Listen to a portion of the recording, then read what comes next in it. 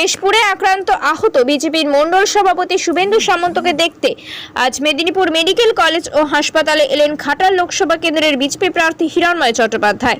বৃহস্পতিবার আহত শুভেন্দু সামন্তকে তিনি পাশে থাকার আশ্বাস দেন এবং আইনি লড়াইয়ের কথা বলেন। পরে সাংবাদিকদের মুখোমুখি হয়ে হিরণ বলেন, আমাদের কর্মীকে ভেবেচিন্তে দিনের আলোতে খুন করার চক্রান্ত ও পরিকল্পনা করেছিল তৃণমূল। আমাদের দলের জেলা সাধারণ সম্পাদক তন্ময় ঘোষকে খুনের টার্গেট করা হয়েছিল। তন্ময় ঘোষ ওই রাস্তা দিয়ে চলে যাওয়ার পরই তন্ময় ঘোষকে না পেয়ে আমাদের মণ্ডল সভাপতি শুভেন্দু সামন্তকে পেয়ে তাকে বেধড়ক মারধর করা হয়। এই পুরো পরিকল্পনাটা আমাদের যিনি তৃণমূলের প্রার্থী অভিনেতা প্রাক্তন সাংসদ দীপক অধিকারীর। তিনি বলেছিলেন 10 তারিখ থেকে 20 তারিখের মধ্যে কেশপুরে একটা খুন হবে। তার মানে এই যে খুনের পরিকল্পনা সেটা তিনি জানতেন। এটা নিয়ে এর আগে আমরা থানায় এফআইআর করেছিলাম, আমরা হাইকোর্টে রিট পিটিশন ফাইল করেছি। এখন আমরা চাইবো পুলিশ কখন ওনাকে অ্যারেস্ট করবে। এখানে বিজেপির কেউ ছিল না, এখানে তৃণমূলের হারমাত বাহিনী মেরেছে এবং সেটা ওনার নির্দেশেই মেরেছে। উনি বুঝে গেছেন পায়ের তলার জমি সরে গেছে আর ভোটের মাত্র 7 দিন বাকি। তিনি বুঝে গেছেন তিনি 3 লাখ ভোটে হারবেন। সেই ওনার পুরনো ছক। 2014 এবং 2019 রক্তাক্ত কেশপুরে উনি নির্বাচন করেছিলেন। অ্যাটেম্পট টু মার্ডার এই কেসে আমরা এফআইআর করেছি এবং এই কেস নিয়ে আমরা হাইকোর্টে যাব। ইমিডিয়েটলি অ্যারেস্ট করতে হবে যারা মারধর করেছে এবং সেই সঙ্গে দীপক অধিকারীকেও অ্যারেস্ট করতে হবে, কারণ উনি জানতেন পুরো ঘটনাটা। যদিও এই ঘটনা প্রসঙ্গে তৃণমূল সম্পূর্ণ অস্বীকার করে জানিয়েছে এইসব নাটক করে কেশপুরে বিজেপি কোনোভাবেই জায়গা পাবে না, সেটা বিজেপি নেতৃত্বরা ভালো করেই জানে। পশ্চিম মেদিনীপুর থেকে শেখ ওয়ারেশ আলীর রিপোর্ট, সুপারফাস্ট বাংলা। আমাদের কর্মীকে কালকে দেখেছেন যে খুন করার পরিকল্পনা করেছিল এবং সামনে বাজারের সামনে বাজারের মানুষরা ছিলেন একদম দিনে দুপুরে। কখন এক্স্যাক্টলি হয়েছে? 5:10 দিনে দুপুরে, মানে একদম সূর্যের আলোতে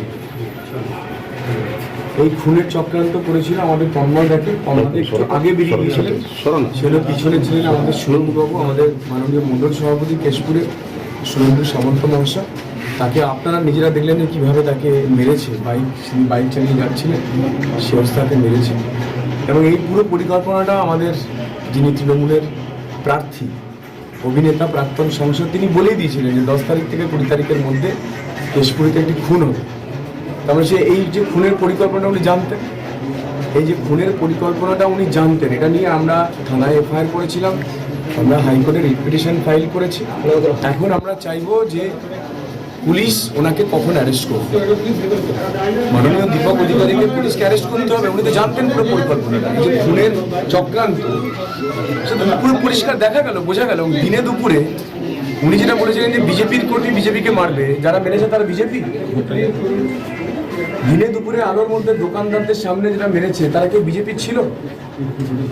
আপনাদের সাংবাদিকরাও ছিল ওখানে, দেখে নিয়েছে সাংবাদিকরা পরিষ্কার দিনের বেলা।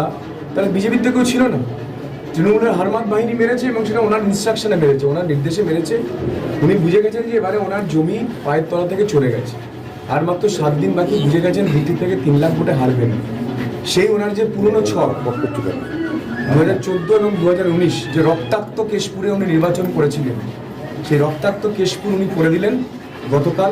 এবং এই খুনের যে অ্যাটেম্পট টু মার্ডার সেই কেসেতে আমরা এফআইআর করেছি এবং এই কেসেতে আমরা হাইকোর্টে যাব। যদি থানা এফআইআর না নেয়, এফআইআর ইমিডিয়েটলি যদি অ্যারেস্ট না করে যারা কালকে অ্যাটাক করেছে, এবং দীপক অধিকারীকে অ্যারেস্ট করতে হবে।